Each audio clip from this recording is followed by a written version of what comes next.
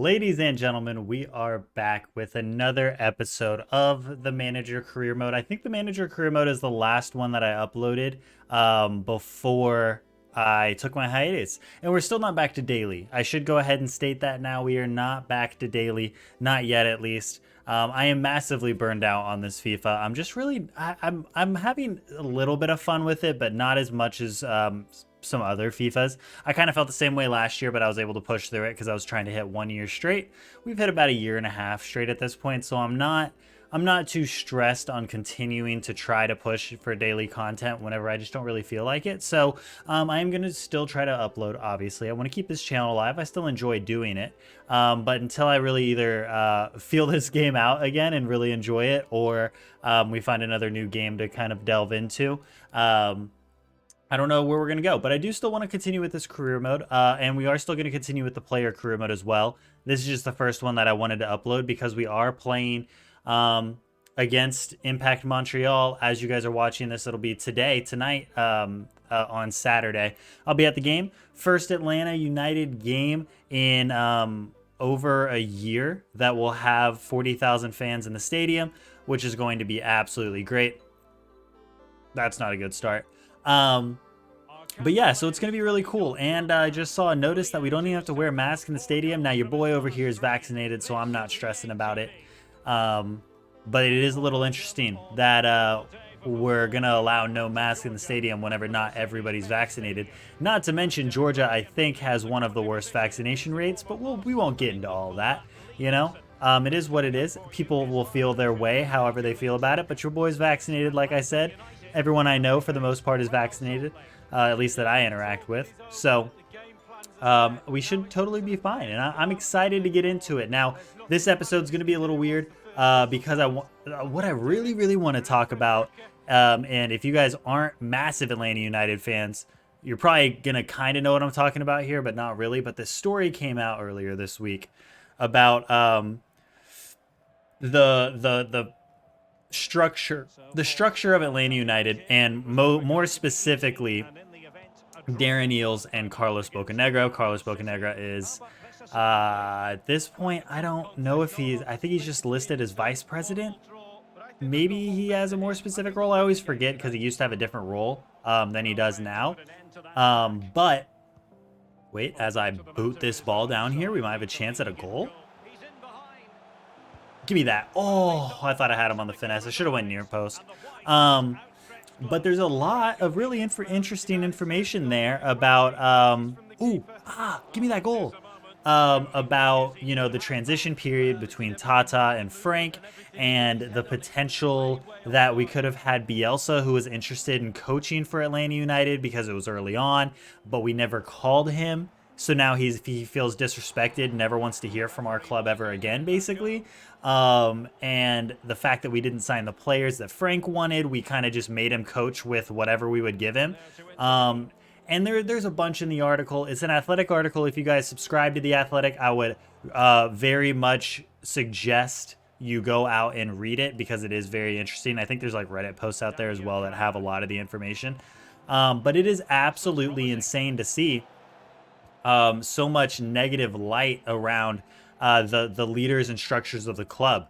And oh my god, that ball. I know I've literally just been talking 4 minutes straight in this episode. We'll get into normal, you know, like highlights here in a second. But it's crazy to see because, you know, Atlanta United has been seen as the new standard of the MLS and whatnot. And I think there's a couple other clubs now that probably have taken that reign since we've kind of fallen apart in transition periods post-Tata. As Ruiz gets through. Ooh, what a save, Brad. Let's go. But it is super interesting to see, and just questionable decisions over the past few years with Atlanta United definitely being highlighted by that article. So, Bello kicked the ball out. But I did just want to talk about it with you guys. Get your ideas. Let me know in the comment section down below how you guys feel about that article if you have read it. It is an own goal off of Alan Franco and not an own goal off of Bello. Interesting. I guess because Alan Franco is the one who hit it back. 1-0 down, just like that. Anyways, yeah, let me know in the comment section down below how you guys feel about all that. If you have read the article, if you haven't, again, if you have the Athletic, or you can spare, I think it was, what, like $4 for the subscription for a month. You know, read the article. The Athletic's got good stuff on there anyways. A little ball out to Barco here. Crossbody. What a save again. The only other thing that I think I wanted to talk about in this episode is the fact that we are playing against Impact Montreal this weekend, which one, I'm very disappointed because I always thought in my head, you know, I'm really excited for whenever Montreal comes to Atlanta because I'll be able to see Thierry Henry in person because I never got the chance for Red Bulls or obviously Arsenal or Barcelona or whatever. Oh my goodness, Barco. But it's definitely going to be the team that I got the most wrong on my MLS prediction video. 110%. Montreal has surprised so far, and if they keep it up, they're going to end up a lot higher in the table than I think most people had them, but definitely higher than I had them for my predictions. So it's super interesting to see. They did just beat Miami. The important thing is that they had to play Miami midweek, which obviously benefits us. They'll have a little bit more tired legs than Atlanta has. But I wouldn't be surprised if Montreal come away with a win in Atlanta. Ooh, a little through ball into Bello. I like this. Waiting for Barco. Top of the box. Tried to hook it in. Maybe should have went full power on the shot. I'm starting to get my passing back a little bit. I started off the game pretty well, and then my passing fell apart for a little bit. But we're back in it now. Feeling it. Starting to understand the game again. It's always a little weird first game back. I didn't play any warm-up games or anything before I started recording. Wanted to come into it a little raw. And just wanted to talk to you guys about some Atlanta United today, you know what I'm saying? Oh, dude. Wait. This is going to be like one of our last chances of the game, I can already tell you. And that pass wasn't good enough. I tried to get it. Ooh, Moreno? Chill out. Get a little space here. Little through ball. Dude, that through ball, Jurgen. Ugh. You can't use your other foot? I know you don't have another foot, but come on, man. Oh, no, that wasn't supposed to go to Hyndman. That was supposed to go to Dam. Oh, that is so sad. I didn't make any subs this game, but I don't even know who would have helped me at this point. We lose. 2-0 goal from Alan Franco. I mean, it was still a good corner that they had, but still, man. Was it a corner or was it just normal cross? I actually can't remember. We had 4 shots, 2 on target. I think they were almost all from the first half. And they had 1 shot, 0 on target, and get the win. They did pass a little bit better than us. But, I mean, they did what they had to do to get the win, man. Dang it. That's one of our first losses of the season, I think. Let's check out the table. That was our first loss of the season, actually. That sucks, man. We're still on 17 points, and we do still have 3 games in hand on Toronto and 2 games in hand on Orlando City and New York Red Bulls. So not too bad. Transfer offer for Robinson comes in. Huddersfield? For 2.6? That is it? Are you kidding me? That's it? Interesting. All right, let's hop into the next game. Ooh, it's actually a decent ball in. I didn't intro this game at all. I mean, we're very early on, so you haven't missed anything. But this is definitely a game that I should have introed. We're playing against Philadelphia. Massive game. I've seen a few commentators say that it's going to be one of the most interesting matchups of the next few years in the MLS, and I would agree with that. Philadelphia is disgusting now. They have the perfect counterplay, in my opinion, to an Atlanta United team. And I'm not surprised that the Champions League went the way that it did, in all honesty. Just getting a little too greedy and grimy too early on costed us the series in Philadelphia. But I mean, they were the better team at the end of the day. But excited to get into the game. Almost had a very decent early opportunity. Joseph Martinez. I wanted to get that first time before it hit the ground, but couldn't get there. Oh, Joseph, why did you slow down? You should still get it. Wait for the pass in. Barco, he gets there. He can't get the shot off. No, dude. He actually barely got there. That pass from Joseph back, though, was just not good enough. The first touch also wasn't good enough. How do you get that pass off? What? Dude, my passing accuracy right now is so bad. It's like auto-locking to the wrong player 90% of the time. I need to get either my joysticks tightened or figure out how to play on controller again, because this is rough right now. Ooh, a nice little ball in. Jurgen Damm. Can we get a little chip ball in? Ooh, Andre Blake. We actually got there first.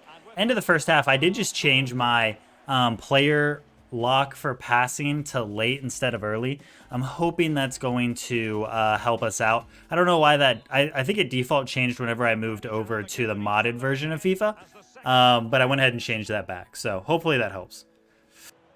Oh, through ball. Joseph, let's go. We finally get a goal in the episode. It only took us 69 minutes into the second game, but Joseph Martinez on the board. He also, I didn't mention this in this video, but he scored in real life. So if you guys don't follow Atlanta United, Joseph Martinez finally scored after being injured and out of the game for over a year. And it's just absolutely great to see him scoring again. Hopefully, it is the start of good things to come. As you guys see the stats, though, we are not playing possession well at all in this game. I am very much counterattack, which is funny because honestly, I would say that this game should probably be the other way around if we're looking at like real life tactics, because Philadelphia loves the counter.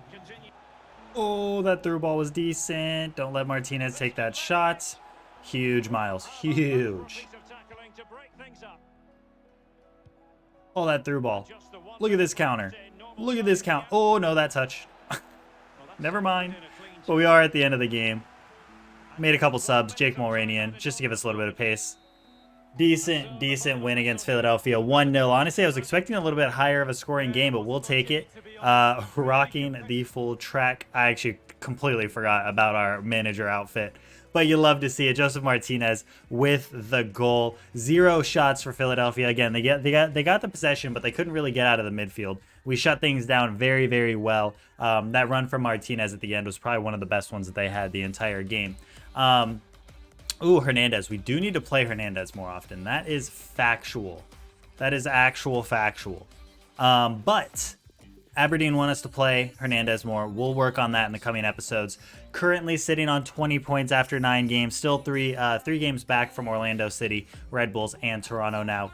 So if we ended up winning all 3, we would be top of the league on 29 points, 1 point above Orlando City. But they are looking like the front runners with Pato scoring 10 goals, who's unfortunately injured in real life. I really hope he does come back, even though it is Orlando. Obviously, I do want to see him play and hopefully play well. But Barco is our top goal scorer on 7, so very interesting to see again. I'm going to try to get videos out maybe, let's say, 2 to 3 times a week. It'll be kind of random, so make sure you guys are subscribed to the channel. Make sure you ring that bell so you get those notifications when I do upload. I'll try to hopefully get on a little bit better of a schedule over the next couple weeks, and by the next couple weeks, I'm probably talking like next month, because I have some trips coming up and stuff like that. But that's where we're going to leave it for today. If you guys did enjoy, make sure you like, comment, and subscribe, and until the next one, I'll see you guys later. Peace. Is it my fault?